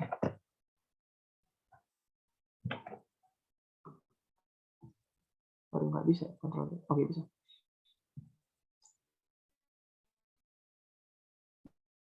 Nah, jangan lupa NSIS itu V setara dengan N.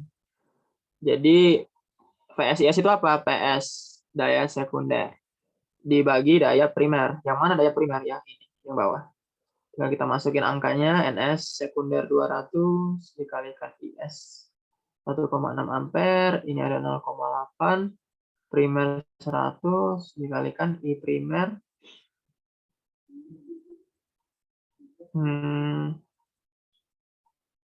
I primer tadi ada 1 ampere. NSIS. Dia mau arus listrik. Oh, 200 IS.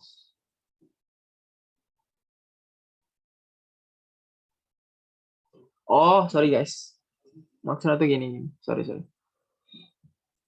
Maksudnya dia mau 1,6 ampere.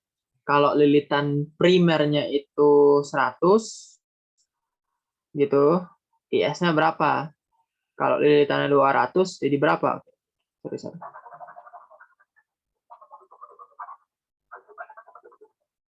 Oke.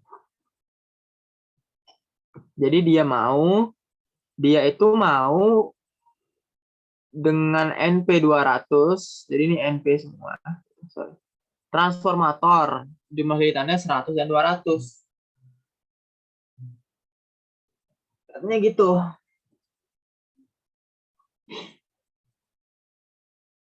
Dan NS-nya itu 100. Oh. Iya, mau.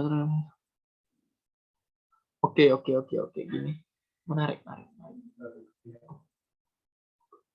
Jadi ini nanti silang kasus ya. Kasus awal ini NP, ini NS. Nanti setelah itu nanti disilang. Silang kasus. Oke, kita coba dulu yang NP 200 ya. Gimana kalau dia seandainya NP 100? Gitu.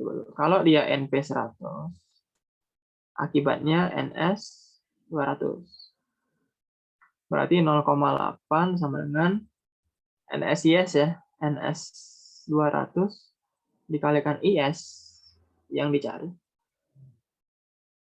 Dibagi NPIP, NP 100, I primer yang dia masuk sumber arus primer berarti ya 1 ampere. Dari sini kita dapat IS 1,6 ampere. Oke.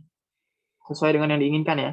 Sekarang kalau NP-nya 200, berarti akibatnya NS 100. Kita tahu efisiensi itu 0,8, berarti 100 IS 200 dikalikan sumber arus masukan input 1 ampere. Jadi IS-nya itu nanti IS-nya itu di 0,4. Ya udah. Berarti ini yang memenuhi ya, yang atas sesuai dengan keinginan dia. Sekarang yang bawah. Apa soalan bawah ini? Soalan bawah ini sebuah lampu pijar dipasang paralel dengan kapasitor dan keduanya dihubungkan dengan sumber arus AC. Untuk membuat redup, langkah yang dapat dilakukan adalah dipasang resistor secara paralel dengan lampu, dipasang kapasitor secara seri dengan lampu, dipasang induktor, memperbesar tegangan, memperbesar frekuensi. Oke, sekarang kita lihat dulu. Ini AC. Agak beda bahasannya ya kalau AC ya. Ini 71. AC. Jadi AC itu persamaan umum dulu ya. Persamaan umum AC, PAC. Itu ada amplitude Vmax, V maksimum. Secara lazim AC itu cos ya. Cos omega T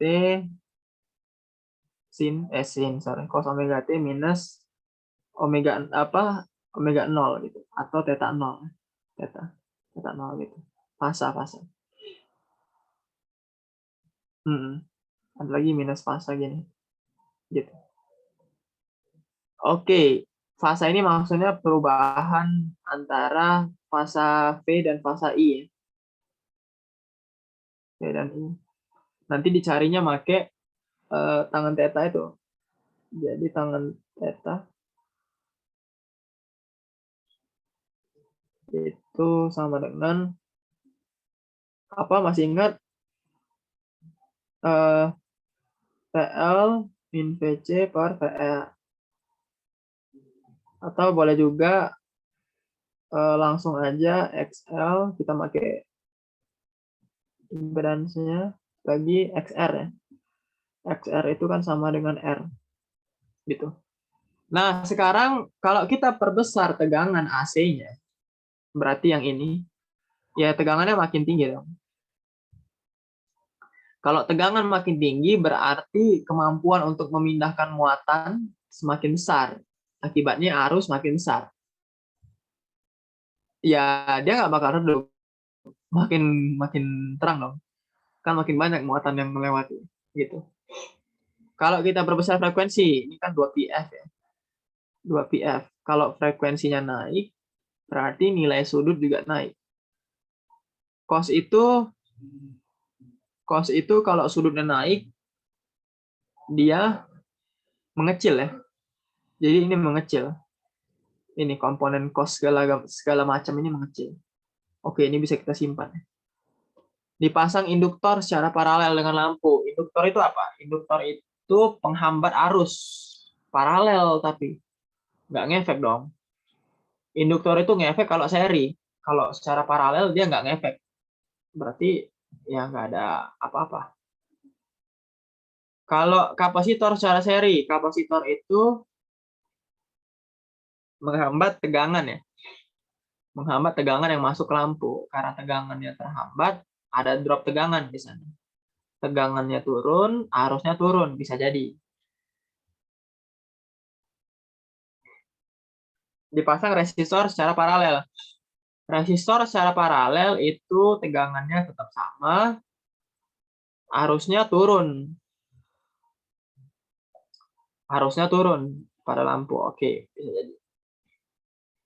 Yang mana nih? Coba kita lihat ya. Agar lampu redup, arus mengalir pada R itu harus lebih kecil. Benar.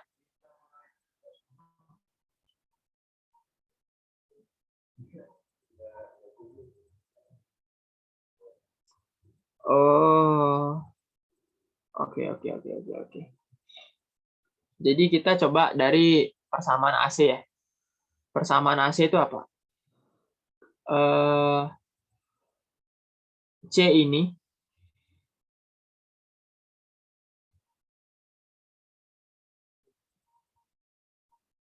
membesar frekuensi. Karena aneh lagi kan jawabannya.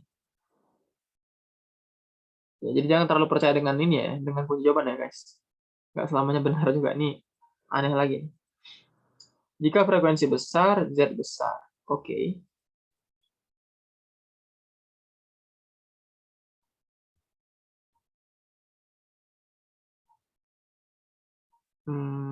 Perbesar frekuensi sumber arus. Menjadikan I kurang tepat sih. Oke, jadi kita lihatlah dipasang resistor secara paralel dengan lampu. Jadi ada lampu, resistor. Arusnya turun. Dipasang kapasitor secara seri dengan lampu. Sekarang kita coba ya. Arus pada kapasitor, atau kita tegangan dulu dah. Tegangan kapasitor itu nilai kapasitansi C dV dt. Sorry, arus kapasitor itu C dV dt. Jadi arusnya itu karena ada perubahan dV ya. Nanti kan dia ada gejala transien pada kapasitor PC, ini ada waktu. Perubahan tegangannya itu nanti jadi tegangan drop. Tegangannya bakalan gini. Gitu. Jadi tegangan awalnya itu 0 karena dia open circuit. Setelah dia open circuit, lama-lama tegangannya akan stabil. Kondisi tunak ya, tak hingga. Tegangannya stabil sehingga akan sama dengan tegangan awal. Tegangan awal di node ini. Di node ini. Jadi dia kalau kapasitor baru ya, kapasitor baru guys, pasti kita pasang, dia itu statusnya open circuit. Karena open berarti nggak ada tegangan kan di situ. Sorry, maksudnya arusnya 0, arusnya 0. Tapi nanti lama-lama dia akan ngisi gitu. Ngisi dan nanti arusnya bakalan keluar lagi. Nah, arusnya itu bakalan keluar lagi seperti ini ya, secara full. Ketika dia udah terisi penuh kan, kapasitor terisi penuh, arusnya keluar lagi. Saat kondisi itu tegangannya bakalan balik lagi ke awal. Gitu. Jadi kayaknya yang kapasitor kurang tepat ya. Secara seri ya, kurang tepat juga kayaknya. Resistor secara paralel dengan lampu. Oke, resistor berarti dia Kirchhoff current law, ada pembagian arus di sana, arusnya berkurang bisa. Memperbesar frekuensi sumber arus AC, enggak ya. Jadi kalau secara lazim kita lihat tadi ya, ini kan omega 2πf frekuensi sumber arus. Iya sama aja. Kalau arus kan berarti dibagi Z. Dibagi Z. Z. Coba ya, kita coba kalau memperbesar arus. Kalau memperbesar arus, yang ini turun, tapi yang bawah Z itu pada kondisi awal adalah R ya, V per I, gitu. Dimana itu nanti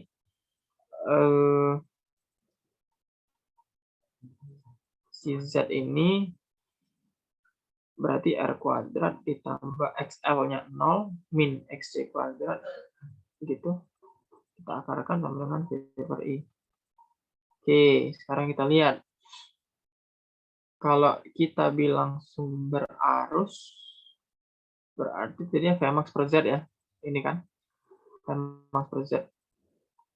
Berarti I itu jadi Vmax, Imax ya. Imax itu jadi Vmax per Z. Per Z. Akar dari itu. Nah, sekarang XC itu apa? 1 per omega C. Omega itu kan ada 2 PF ya. Berarti logiknya kan gini ya. Kalau omeganya kita besarin, 1 per omega C ini ngecil. Benar kan? Kuadrat lagi. Frekuensinya kita gedein, 1 per omega C turun. Kalau 1 per omega C turun, yang bawah turun. Kalau yang bawah turun, total keseluruhan jadi naik. Berarti Vmax per Z jadi naik. Ketika frekuensi naik. Frekuensi sumber arus AC naik, Vmax per Z naik. Sementara yang ini menurunkan. Enggak, sorry. Ini naik, ini juga naik ya, F-nya naik ya. Kita mau apa tadi? Mau mengecil atau mau membesar?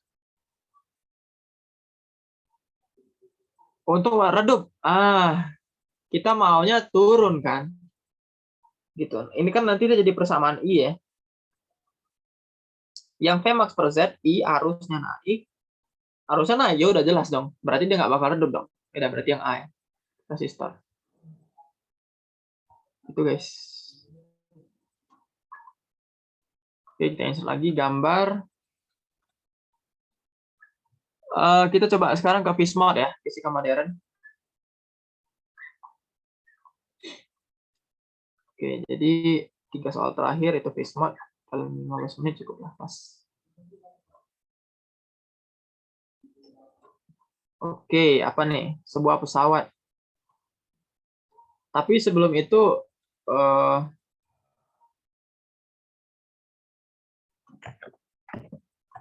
aku mau ngasih tips dulu nih.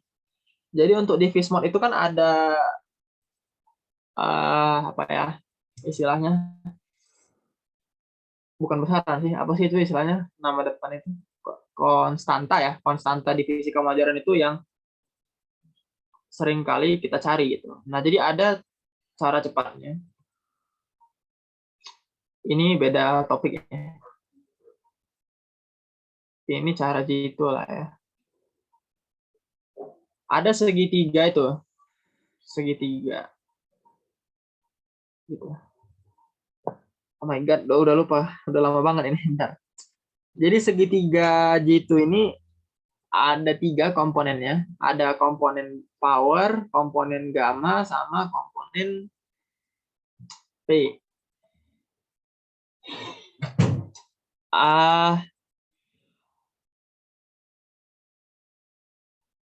Bentar, ada nggak SSN yang masuk? Komponen power PC. Sorry, gamma ini gamma ya. Gamma sama. Halo?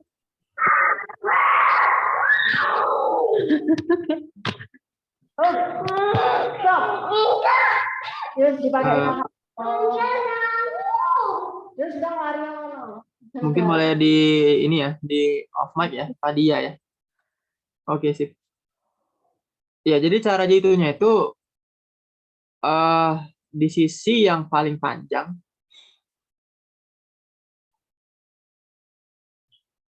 itu gamma ya. Ini P, ini P. Gitu. Terus nanti kita ada sirkular gitu. Ini ke sini sirkularnya. Ini juga ke sini, tapi ini ke sini. Oke.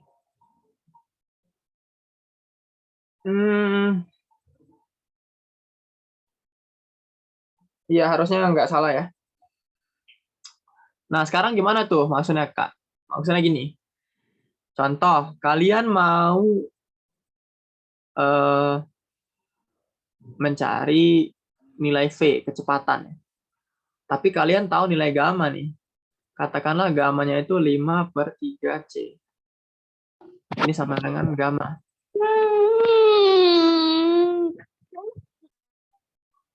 Gamanya itu 5/3C. Berarti gimana tuh? Berarti kita lihat sirkularnya ya.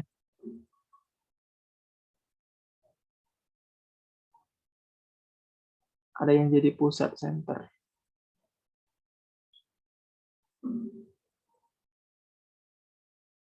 Oke, bentar. Ini kayaknya sirkularnya salah.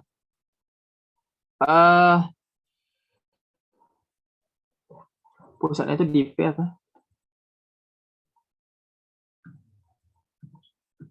Nanti aku kirim fotonya ke grup kali ya.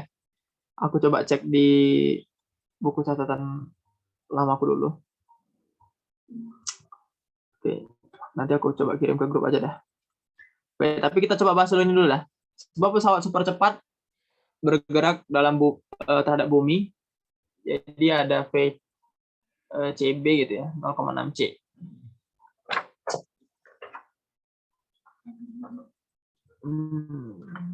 Ya, dia bergerak terhadap bumi segitu.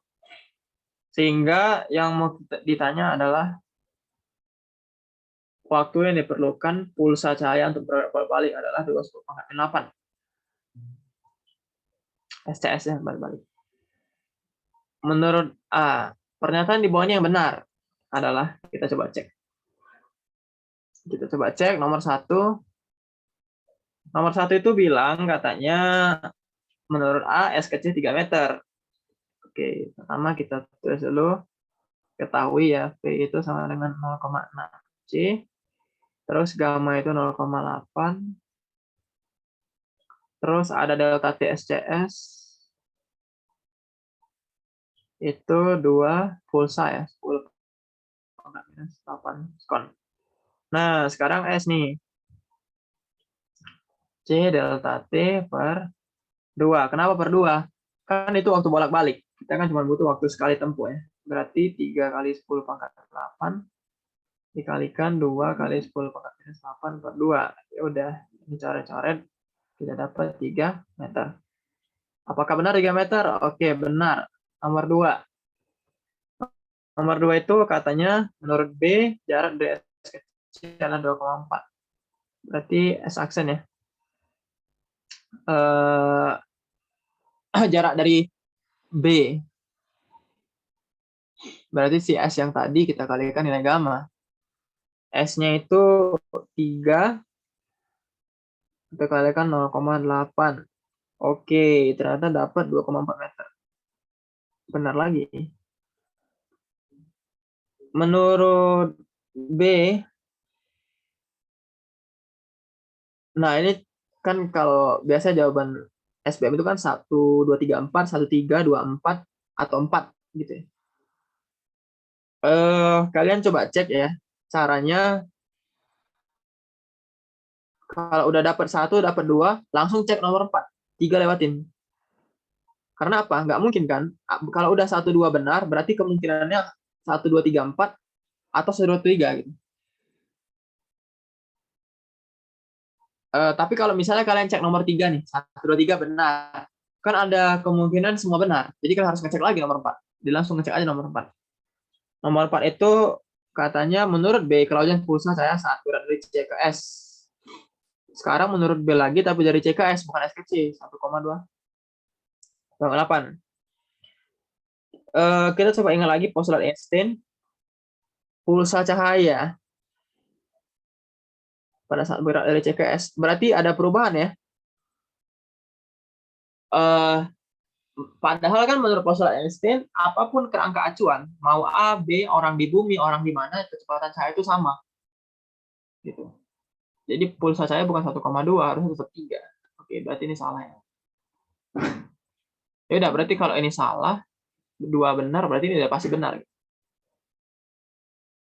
Ya kan? Kan dia 1, 2, 3. Gitu. Oke, kita lanjut. Wah.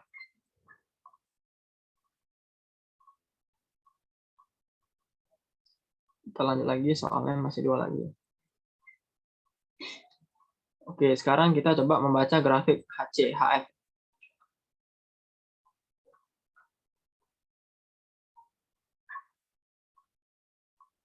Oke, sekarang nomor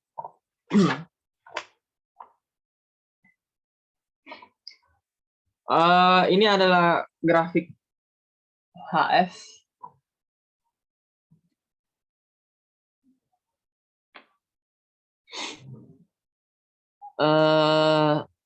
Grafik di atas efek fotolistrik. Energi fotoelektron yang terpancar antara 0 sampai minus 4,4. Coba kita telah pertanyaan pertama. Energi fotoelektron yang terpancar itu sampai 4,4. Dari 0 sampai minus 4,4. Oke, ini ya, bisa ini ya.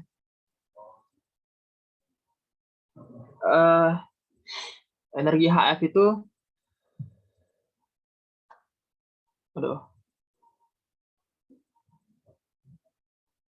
energi HF ya. Energi HF ini apa ya?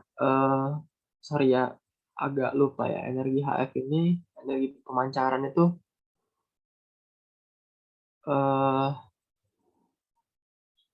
oke, nanti boleh sambil dicari ya gitu. Cuman kalau kita dari grafik ini benar sih, karena dia dari 0 energinya terpancar keluar sampai di lebih dari 4 gitu. Jadi bisa kita anggap benar lah ya. Cuma nanti tolong dicari pastinya pakai rumus ya. Harusnya di buku-buku rumus banyak. Energi minimal. Oke, sekarang ada energi minimal. Energi minimal itu apa? W0 ya. Energi minimal itu W0. Kita lihat dari grafik. Apa itu energi minimal? Energi minimal itu kalau kita tarik garis lurus gradien dari titik awal mula pemancaran, itu energi minimal. Ya, jadi grafik terlihat minus 1,6. EV, elektron volt. Dan benar ya, itu. Panjang gelombang cahaya, lambda max. 8, 10, min 7. Lambda max itu bisa kita cari apa tuh? HC ya, HC per energi minimal. Gitu. Jadi HC itu kan ketetapan ya, 6,63 kali 10 min 34 dikalikan C. C itu 3/10⁸ dibagi energi minimum. Energi minimum tadi berapa? 1,6 elektron volt.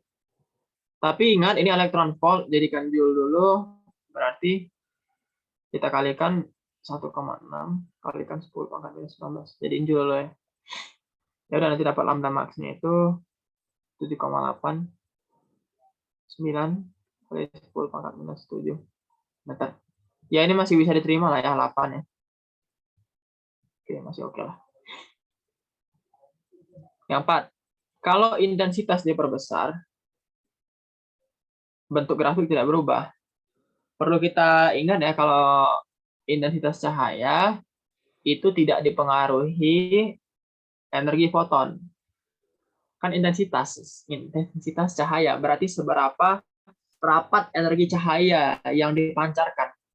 Ya tidak dipengaruhi foton. Cahaya itu kan gelombang EM tidak dipengaruhi lingkungan ya dan medium.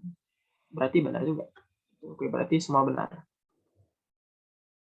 Cuman mungkin mau dicek yang nomor 1 ya. Untuk ini rumusnya yang mana ya kita pakai ya. Tapi yang jelas dari grafik terlihat sih. Pemancarannya dari 0, kemudian dia lewat di titik 4. Oke, kita lanjut lagi. Ada soal terakhir. Satu soal terakhir. Bentar.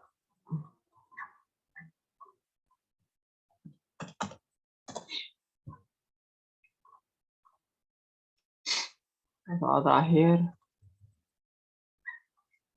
Oke, jadi ada peluruhan radioaktif waktu paruh. Kita coba nomor 62 dulu.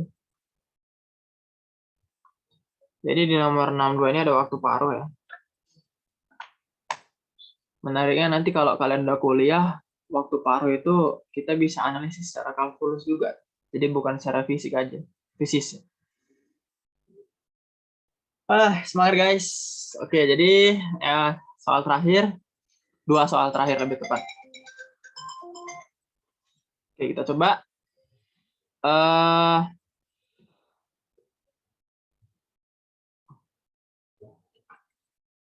Untuk nomor 62, waktu paruh meluruh tinggal 25% semula.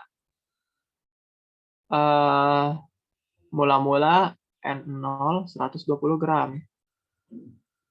Begitu dia meluruh, sisanya berarti 25% ya, 0,25 N0.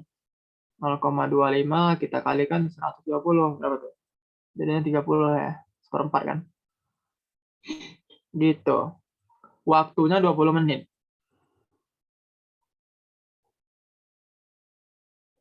Oh iya, dalam waktu paruh, waktu itu kita pakai menit ya.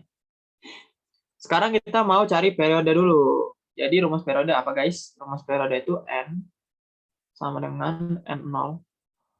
Eh, terus nanti itu ada T per T. Di dalam ini apa ya? Eh,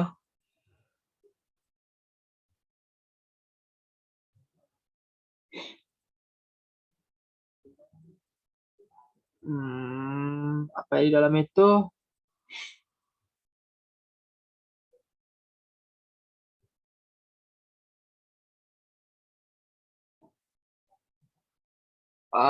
Kalau dikunci 1/2 ya. Tapi aku agak lupa ya, 1/2 ini apa ya? 1/2 setengah 4 0,25 enggak, belum. Oke, mungkin boleh sambil dicari ya. Ini setengah itu apa ya? Oke, jadinya intinya kita cari T dulu lah, cari periode dulu. Kita masukin N-nya tadi 30 ya, sama dengan 120, 1/2, T per 20 per tau. Itu bukan tau, sorry, periode. Gimana nyarinya? 30 bagi 120 berapa? 1/4 ya. Ini setengah pangkat itu. Setengah pangkat 20 per T. Oke. Ini kan sama dengan apa? 1/2 kuadrat ya. Berarti pangkatnya kita samain. 2 sama dengan 20 per T. Akibatnya T sama dengan 10 menit. Oke, kita udah dapat nih periodenya 10 menit. Sekarang setengah jam berapa tuh sisanya tuh N-nya? N0 120 setengah dari setelah setengah jam 30 menit per 10 periodenya. 120 1/2 pangkat 3. Pangkat 3 berarti 8.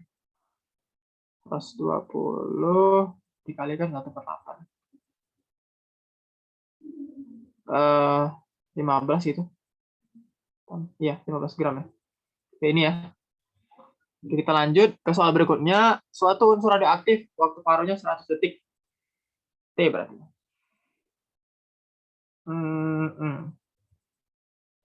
Waktu paruh. Periode, sorry. Iya, T besar.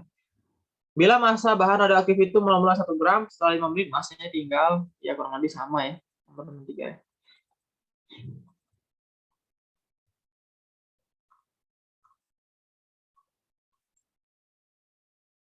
Wah, karena waktunya udah habis, kayaknya cukup kali ya. Soalnya nomor 3 juga sama ya konsep dan logiknya.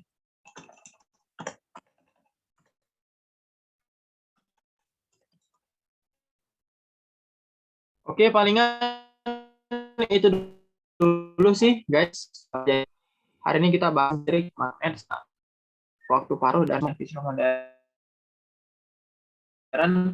Banyak yang kita bahas, tapi nanti setelah aku ya tentang listrik dan kemagnetan lengkap dari mulai hukum Gauss, hukum Ampere, terus konduktor, ada di situ semuanya lengkap. Terus ada pembahasan soal-soal universitas juga biar sama itu aja sih kayaknya.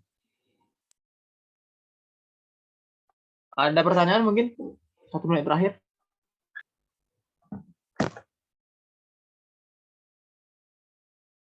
Sambil aku save.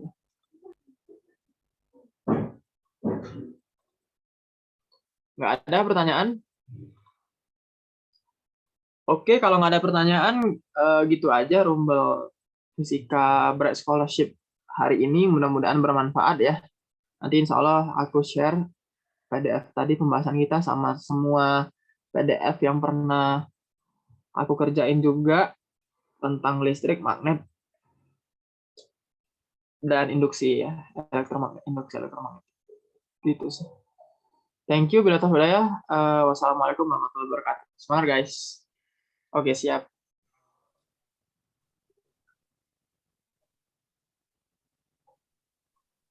Oke.